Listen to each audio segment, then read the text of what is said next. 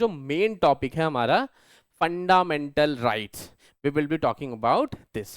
ठीक है, तो ये हमारा जो कॉन्स्टिट्यूशन है वो सेक्युलर कॉन्स्टिट्यूशन है। पॉजिटिव डिस्क्रिमिनेशन की बात कहता है इक्वल प्रोटेक्शन ऑफ लॉ। ठीक है, कि पॉजिटिव डिस्क्रिमिनेशन किया जा सकता है अगर कोई सोसाइटी का कोई एक ऐसा हिस्सा है जो दबा है, कुचला है। ठीक है, आर्टिकल 23 में है प्रोहिबिट्स ह्यूमन ट्रैफिकिंग, बेगार एंड फोर्स लेबर। ये सब नहीं कराया जा सकता कि भाई किसी को फोर्स लेबर आप करा रहे हो, किसी को रख रहे हो। बहुत ही सबसे important article among all this, आपको अधिकार बहुत से दे दिए गए। ठीक है, तो ये जो है रिट पिटिशन, ये जो रिट्स हैं ये टूल्स है, यही वो वेपन्स है जिसका इस्तेमाल करती है जुडिशरी हमारे फंडामेंटल राइट्स को प्रोटेक्ट करने के लिए। और इसी वजह से भीमराव अंबेडकर ने इनको क्या बोला, heart and soul of constitution. मतलब अधिकार आपको मिले हैं तो अधिकारों को प्रोटेक्ट करने के लिए भी एक अधिकार होना चाहिए आपके पास, और वही आर्टिकल 32 करता है। ये बाकी के जो फंडामेंटल राइट्स है उनको प्रोटेक्ट करता है उनको। हेलो स्टूडेंट, स्वागत है आप सबका देव क्लासेज एक मार्गदर्शक के इस एजुकेशनल प्लेटफॉर्म पे। मैं हूं आपका मार्गदर्शक अमरेंद्र कुमार, और मैं आज के इस वन शॉट वीडियो में लेकर आया हूं आपके लिए पॉलिटी का बहुत ही महत्वपूर्ण कॉन्सेप्ट, बहुत ही महत्वपूर्ण टॉपिक, वह है फंडामेंटल राइट्स। फंडामेंटल राइट्स के बारे में, जो मौलिक अधिकार होते हैं उसके बारे में आज हम इस वन शॉट वीडियो में, जो कि हार्डली 20 से 25 मिनट का होने वाला है, इसमें हम लोग उसकी चर्चा करेंगे। ठीक है, बहुत ही इन डेप्थ आपको नहीं पढ़ाया जाएगा, ठीक है, लेकिन आपको एक बेसिक ओवरव्यू दिया जाएगा ताकि जो आप फैक्चुअल क्वेश्चंस आ जाते हैं, वन लाइनर क्वेश्चंस जो कभी कभी एग्जाम्स में पूछ लिए जाते हैं, बीपीएससी में भी, कभी कभी यूपीएससी में भी वन लाइनर क्वेश्चन पूछ लिया जाता है, तो उसको आप आसानी से टैकल कर पाओ। ठीक है, बेसिक अंडरस्टैंडिंग में प्रोवाइड कराऊंगा क्या होता है फंडामेंटल राइट्स, कौन कौन से आर्टिकल्स हैं फंडामेंटल राइट्स के।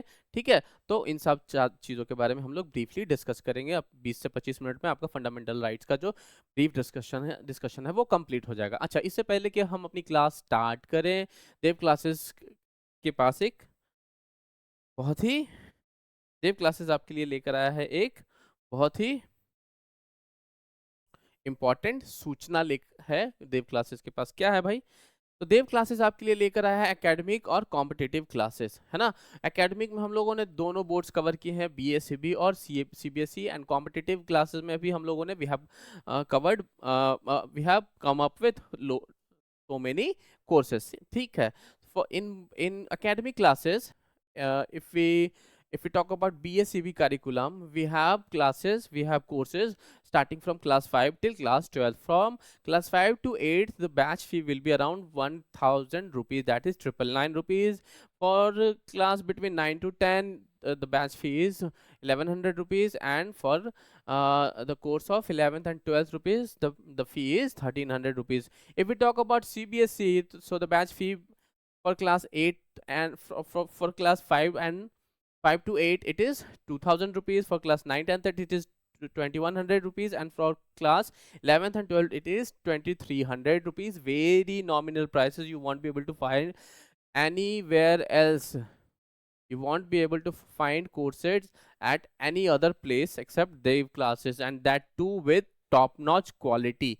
Why? Because all our margdarshaks are highly qualified, as well as they have experience of teaching of around 7 to 8 years. So the quality will not be compromised. You will be getting the best quality courses and material here. If we talk about competitive classes, we have polytechnic course, we have Bihar paramedical course, we have GS foundation course, and maths and reasoning foundational courses. You know, for maths and reasoning you'll have to pay only 499. For GS foundational course you'll only have to pay 499. For Bihar paramedical you have to pay 1200, and for polytechnic you only have to pay 1300 rupees. Isn't it very nominal prices, very and at the same time you will also get quality, not only कि बस आए बकवास करके चले गए। नहीं, ऐसा नहीं होगा, बिल्कुल आपको क्वालिटी का मटेरियल मिलेगा, क्वालिटी के लेक्चर्स मिलेंगे। What are the things that you will get in these courses? The first one is you will get live classes, plenty of live classes. ठीक है, apart from this you will also get recorded lectures, and you can see it multiple times. You can keep watching it repeatedly, you know. अगर आपको कोई doubt होता है तो you go ahead and watch it again and again and again and again. Got it? Okay. You'll also get board PDFs. The PDF that we'll discuss here on the board will be also provided to you. Apart from this, you will also be filtered. You will also be grilled by test. We will also take test of each chapter at the end of the chapter. If one chapter is completed, we'll take its test and then we'll move back. Then we'll move to another chapter. This is how the course is designed. And you will also get notes, PDF notes that will be available in the uh, app.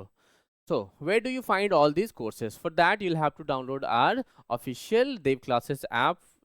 And how do you download it? You have to first go to the Play Store, you type Dev Classes there, you search for it, you download the first app that comes under the recommendations. You have to download it, you install it. After installing, you have to go ahead and register with your mobile number or your email address. After registering, you have to go to the store section. You will see all these courses listed there. You have to pick the course of your choice. You have to pay, and then you can enjoy the I mean, you can start studying, isn't it? So before you pay the price, you have to note down this coupon code. What is it? It is AMAR0484. So this is the coupon code. You have to apply it. Why? Because applying this coupon code will definitely save you around 15% of your hard-earned money, isn't it? So definitely you'll get a discount of 15% or so.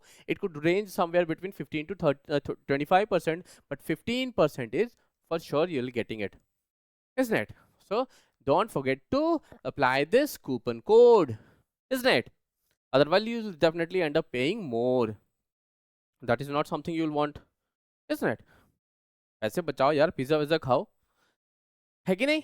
चलिए, तो ये तो बात हो गई हमारे course की. अब हम लोग जो मेन टॉपिक है हमारा fundamental rights, we will be talking about this. ठीक है, तो फंडामेंटल जो राइट्स होते हैं, जो मूल अधिकार होते हैं, वो कहाँ है? वो हमारे संविधान के, जो हमारा कॉन्स्टिट्यूशन है उसके पार्ट 3 में मेंशन्ड है. ठीक है, part 3 of the constitution between article 12 to article 35, I guess. Article 12 से लेकर आर्टिकल 35 के बीच में फंडामेंटल राइट्स मेंशन्ड है. ठीक है, और ये जो फंडामेंटल राइट्स है वो हमारे 6 टाइप के फंडामेंटल राइट्स हैं. ठीक है, the first one is right to equality, मतलब समानता का अधिकार.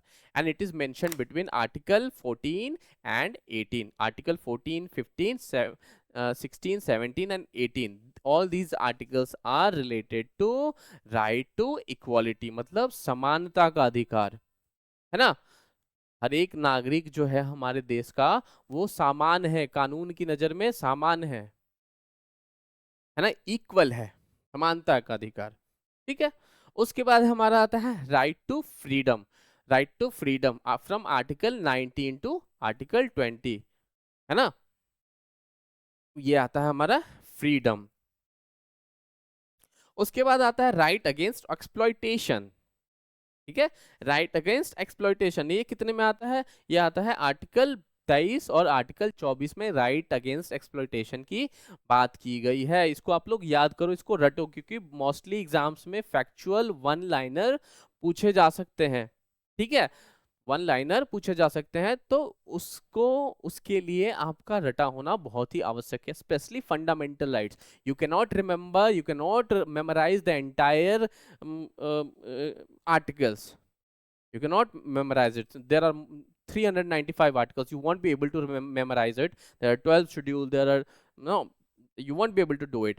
But those which are very important, for example, fundamental right is very important. तो इन 6 फंडामेंटल राइट्स को रटा होना जरूरी है, इसीलिए मैं इसको लेकर आया हूं कि आप मेमोराइज कर लो, इसको याद कर लो। ठीक है, तो पहला याद कर लो क्या है, राइट टू इक्वालिटी 14 से 18, राइट टू इक्वालिटी 14 से 18, राइट टू इक्वालिटी 14 से 18, राइट टू इक्वालिटी 14 से 18, आर्टिकल 14 से 18। Right to freedom, right to freedom बोलो, राइट टू फ्रीडम 19 से 22, राइट टू फ्रीडम 19 से 22, राइट टू फ्रीडम 19 से 22। ठीक है, राइट टू फ्रीडम 19 से 22। राइट अगेंस्ट एक्सप्लॉयटेशन, ठीक है, राइट अगेंस्ट एक्सप्लॉयटेशन क्या है, आर्टिकल 23 से आर्टिकल 24।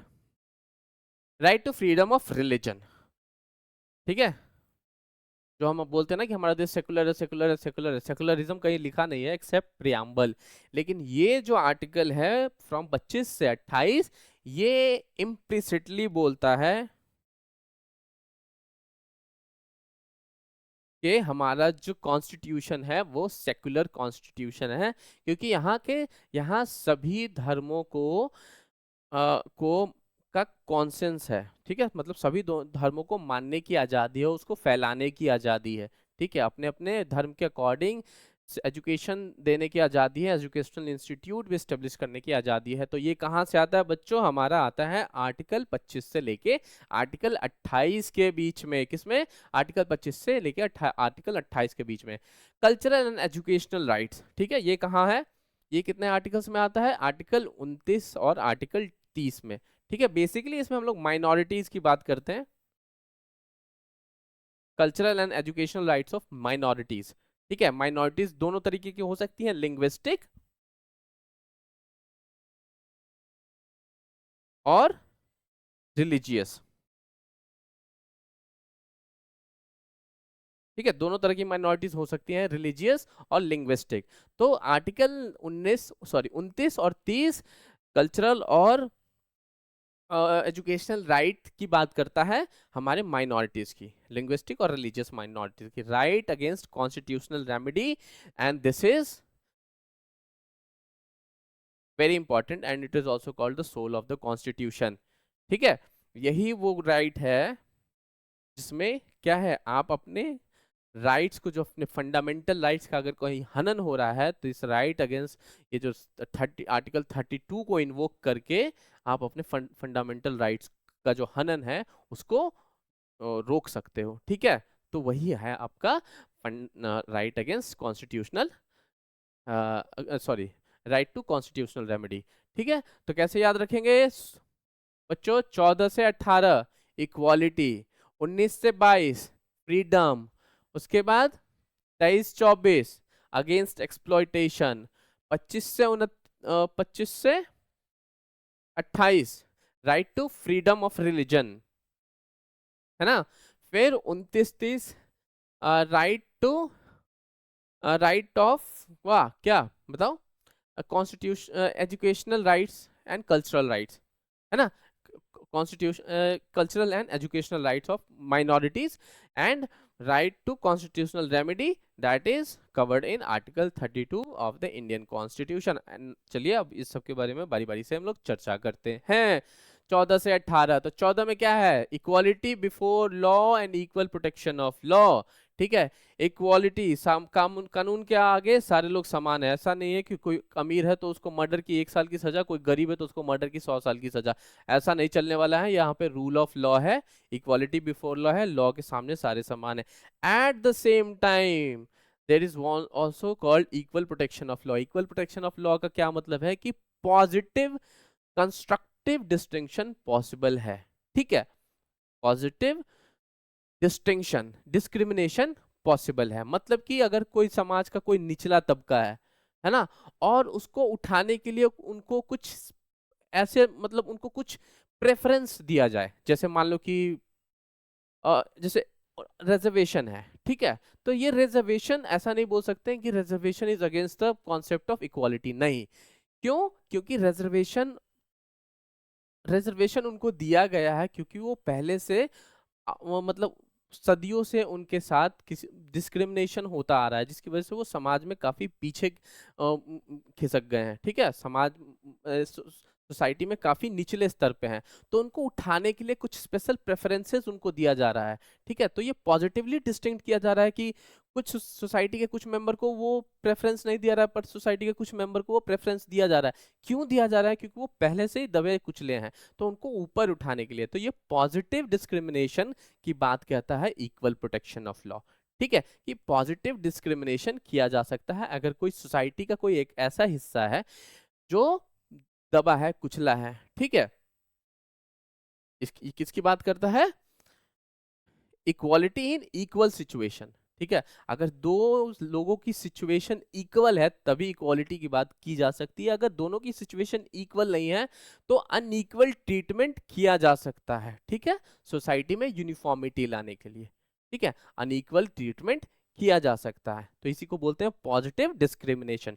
डिस्क्रिमिनेशन तो हो रहा है लेकिन उसका जो मोटिव है वो पॉजिटिव है, मतलब समाज में यूनिफॉर्मिटी लाने की कोशिश की जा रही है। समाज के जो दबे कुचले नीचे नीचे के हिस्से के लोग हैं उनको बढ़ाने के लिए, उनको ऊपर लाने के लिए हम पॉजिटिव डिस्क्रिमिनेशन कर सकते हैं, उनको स्पेशल प्रेफरेंस दिया जा सकता है। तो वही होता था हमारा equal protection of law, that comes under article 14 of Indian constitution.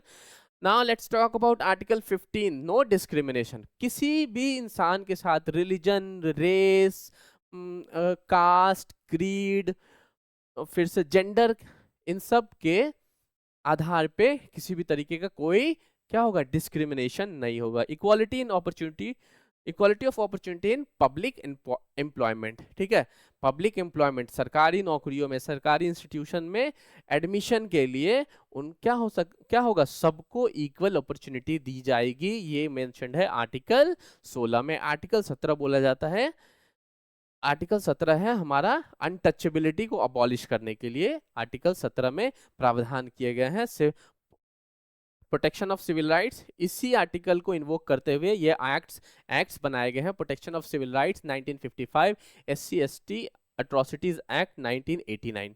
ठीक है, क्योंकि टचेबिलिटी, अनटचेबिलिटी, छुआछूत एक मतलब एक बीमारी थी, तो उस बीमारी को खत्म करने के लिए आर्टिकल 14 को इन्वोक किया गया और इन कानून, ये जो स्ट्रिंजेंट कानून है, लॉज है, इनको एनेक्ट किया गया। Protection of civil rights, ST/SC atrocities acts, और इसकी मदद से जो एबोलिशन है उसको खत्म किया गया। Abolition of titles, abolition of title मतलब जमींदार, जमींदार जमुना प्रसाद। ठीक है, तो ये टाइटल वाइटल लगाना अब अलाउड नहीं है बच्चों। ठीक है, टाइटल क्या होता है? एक डिस्क्रिमिनेशन सोसाइटी में दिखाता है कि कुछ जमींदार हैं। ठीक है, राजा, राजा चूड़ामल। ठीक है, तो अब ये सारे जो टाइटल्स हैं ये अलाउड नहीं है, इनको एबॉलिश कर दिया गया है अंडर आर्टिकल 18। ठीक है, आर्टिकल 19 की बात करें, 12 जो है हमारा आर्टिकल 19, ये हमारे क्या होता है? फ्रीडम को लेकर आता है 19 से लेके 22 में। ठीक है, 19 से 22 कितने तरीके के फ्रीडम है? Freedom of assembly, freedom of expression, 6 तरीके के फ्रीडम है। Freedom of association, freedom of movement, freedom of residence, freedom of profession and so on. ठीक है, तो इतने तरीके के हमारे फ्रीडम की बात की गई है आर्टिकल 19 से लेके आर्टिकल 22 के बीच में। ठीक है, आर्टिकल 19 से 22 के बीच में। तो आर्टिकल 19 तो हमारा आ जाता है फ्रीडम ऑफ एक्सप्रेशन। तो फ्रीडम ऑफ एक्सप्रेशन में कितने तरीके के फ्रीडम है? Assembly, speech, association, movement, residence, profession, ये सब कर सकते हो अंडर आर्टिकल 19। आर्टिकल 20 में प्रोटेक्शन इन क्रिमिनल केसेस। ठीक है, प्रोटेक्शन इन क्रिमिनल केसेस की बात की गई है ना? आर्टिकल 20 में प्रोटेक्शन इन क्रिमिनल केसेस। ठीक है, आर्टिकल 21 में protection of life and personal liberty.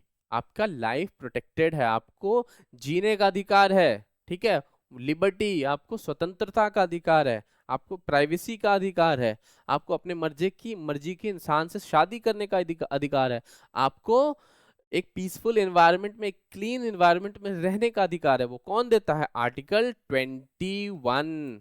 So article 21 gives you all these rights, the right of life and personal liberty. Article 21A, ठीक है, ये आपको देता है क्या, राइट टू एजुकेशन। ठीक है, 6 से लेके 14 साल के बच्चों को राइट टू एजुकेशन है ना, इसका प्रबंध सरकार को करना पड़ेगा। ठीक है ना। राइट टू एजुकेशन 6 से लेके 14 साल के बच्चों का जो का एक मौलिक अधिकार है एजुकेशन। ठीक है, इसका जुगाड़ इसके लिए अरेंजमेंट सरकार को करना है।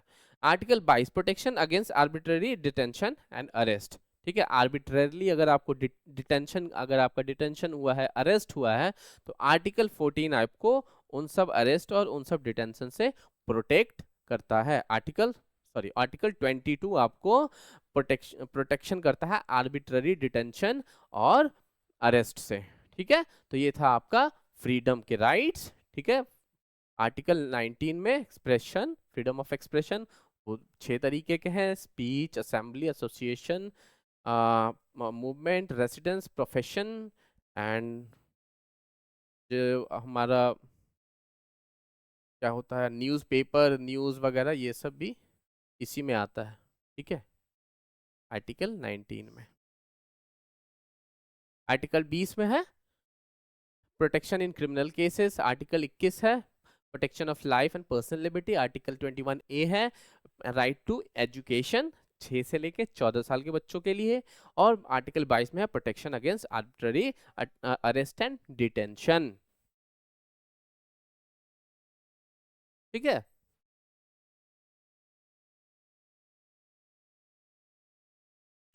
आ, आ, फिर आर्टिकल 23 से 24 की अगर बात करें तो ये हमको देता है राइट अगेंस्ट एक्सप्लॉइटेशन।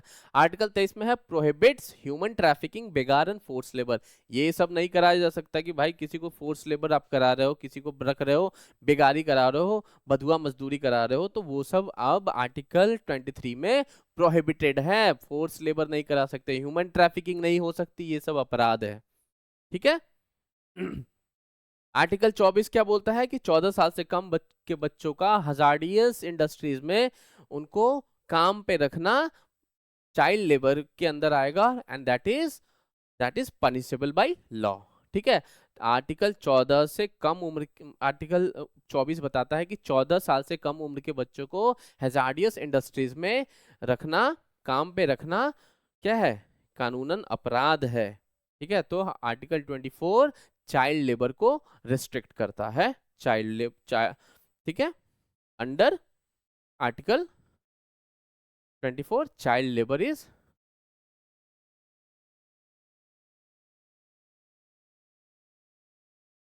प्रोहिबिटेड। चलिए आर्टिकल 25 से लेकर 28 की बात करते हैं, तो इसमें आपको मिलता है फ्रीडम ऑफ रिलीजन, और यही हमारा सेक्युलरिज्म का बेस है। यही हमारे कॉन्स्टिट्यूशन को सेक्युलर कॉन्स्टिट्यूशन बनाता है। ठीक है,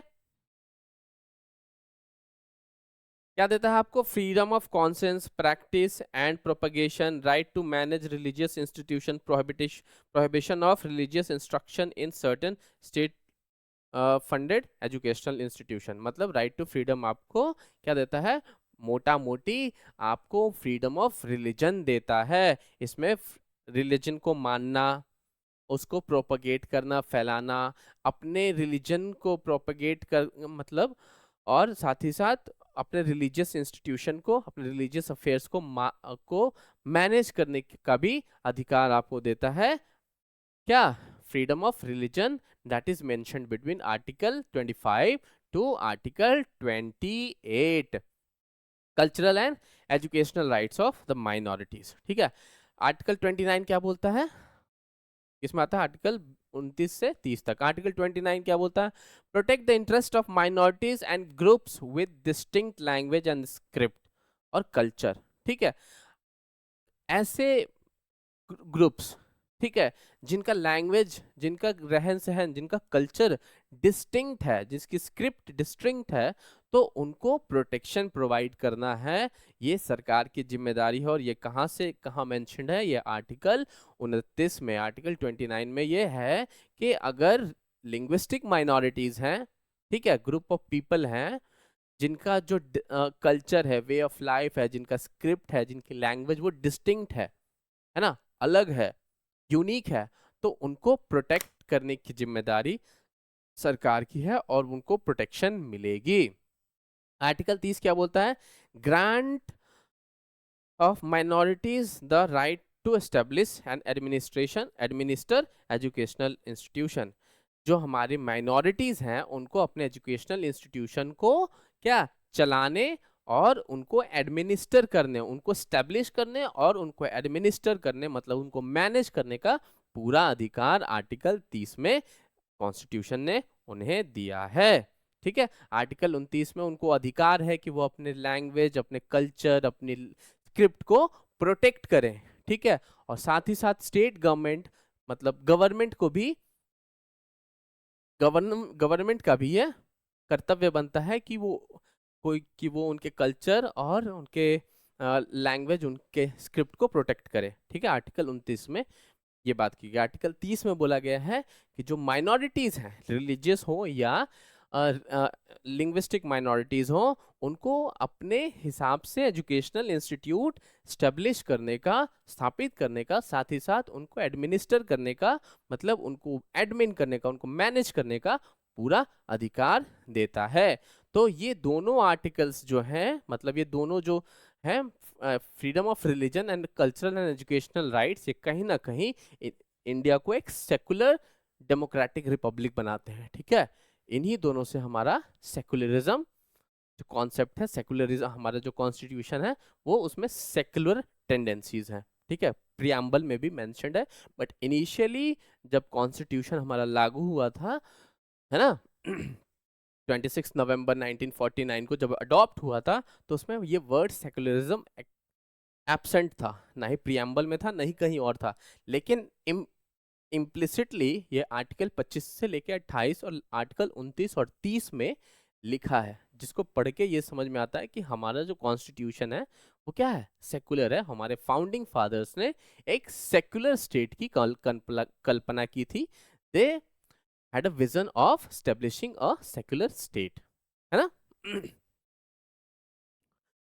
अब करते हैं बहुत ही सबसे important article among all this. आपको अधिकार बहुत से दे दिए गए, ठीक है, आपको लड्डू बहुत सारा दे दिया गया, अब बोला गया कि खाओगे तो मारेंगे, तो क्या लड्डू देने का कोई मतलब है क्या मतलब? नहीं। अगर आपको अधिकार दिए गए हैं तो उन अधिकारों को बचा के रखने के लिए भी कुछ हथियार तो होने चाहिए ना। तो वही हथियार है आर्टिकल 32। ठीक है, आर्टिकल 32 कॉन्स्टिट्यूशन को ये राइट देता है, सॉरी हमारी जुडिशरी को ये राइट देता है क्या, कि वो जो फंडामेंटल राइट्स है उसका उसका सेवियर बने। जैसा कि हमारे दादा भाई सॉरी दादा साहब अम्बेडकर, बी आर अम्बेडकर जी ने कहा है कि this is the heart and soul of constitution. ठीक है, ये सुप्रीम कोर्ट को ये अधिकार देता है कि अगर सिटीजन्स का फंडामेंटल राइट का किसी भी तरीके से हनन हो रहा है, एनक्रोचमेंट हो रहा है, तो उसको रोके, ठीक है, उसको प्रिवेंट करे, है ना। Citizens can directly approach Supreme Court of India for enforcement of fundamental rights. अगर किसी का फंडामेंटल राइट्स का वायलेशन हो रहा है तो सिटीजन्स को ये अधिकार है कि वो डायरेक्ट सुप्रीम कोर्ट जा सकते हैं। हाई कोर्ट जाने की जरूरत नहीं है, डायरेक्ट आप सुप्रीम कोर्ट को अप्रोच कर सकते हो। ये अधिकार आपको कौन देता है? आर्टिकल 32। ठीक है, आर्टिकल 32 जुडिशरी को ये 5 रिट्स देता है, ये 5 पावर्स देता है। ठीक है, ये 5 पावर्स देता है जिनको बोलते हैं रिट्स। ठीक है, जिसमें पहला है हमारा habeas corpus, to release a person which who is unlawfully detained. Mandamus, to command a public authority to perform its duty, कि तुम काम करो अपना। कोई पब्लिक अथॉरिटी है तो उसको जुडिशरी यह कमांड दे सकती है कि तुम अपना काम करो, फालतू की बकवास मत करो, अपना काम करो। हीबस कॉर्पस, इसका लिटरल मीनिंग होता है show me the show the body, show me the body. मतलब अगर किसी को इलीगली डिटेन कर रखा है प्रशासन ने, एडमिनिस्ट्रेशन ने, पुलिस ने, तो वो हीबस कॉर्पस की पिटिशन लगा सकता है। ठीक है, और जब वो हिबस कॉर्पस की पिटिशन लगाएगा तो उसको जुडिशरी के आगे पेश करना होगा। यह जो हमारी जो सरकार है उसकी बाध्यता हो जाएगी कि उसको जुडिशरी के आगे कोर्ट में उसको पेश करना ही होगा। ठीक है। उसी तरीके से प्रोहिबिशन, ये भी ये रिट पिटिशंस हैं। ये रिट पिटिशन आर्टिकल 32 का पार्ट है। ये रिट्स जो है ये काइंड ऑफ वेपन है जिसका इस्तेमाल करके जुडिशरी जो है हमारे फंडामेंटल राइट्स का इंक्रोचमेंट, उसका वॉयलेशन रोकती हैं। Prohibition to prevent a lower court from exceeding jurisdiction. Lower court को बोलता है कि सुनो, ज्यादा उड़ो मत, ठीक है, केस की जो सुनवाई है इसको बंद करो, इसको हमें ट्रांसफर करो। सर्टोरारी, सर्चोरारी क्या बोलता है कि quash the order of lower court. Lower court ने अगर कोई ऐसा ऑर्डर क्वॉश कर दिया जो जिस ऑर्डर को देख के ऐसा लग रहा है कि उसमें जो कॉन्स्टिट्यूशन उसका वॉयलेशन हुआ, ग्रॉस वॉयलेशन ऑफ कॉन्स्टिट्यूशन हुआ है, ठीक है, तो सर्चोरारी लगा के जो हायर कोर्ट्स है लोअर कोर्ट्स के ऑर्डर को क्वॉश कर सकती हैं, मतलब नलीफाई कर सकती हैं। क्यू वारंटो मतलब to inquire into the legality of claim of a public office. किस कोई इंसान है वो पब्लिक ऑफिस में बैठा हुआ है, मतलब कोई इंसान है, मान लो कि एसडीएम है या डीएम है, रिटायर हो गए फिर भी ऑफिस में बैठे हैं, तो आप जाओ कोर्ट में क्यू वारंट का कोर्ट क्यू वारंट का रिट जारी करेगा, ऑर्डर जारी करेगा कि भाई आप रिटायर हो गए हो, किस अथॉरिटी से बैठे हो उस पब्लिक ऑफिस पे, है ना, आप रिटायर हो गए, किस अथॉरिटी से बैठे हो आप पब्लिक ऑफिस में, फौरन खाली करो।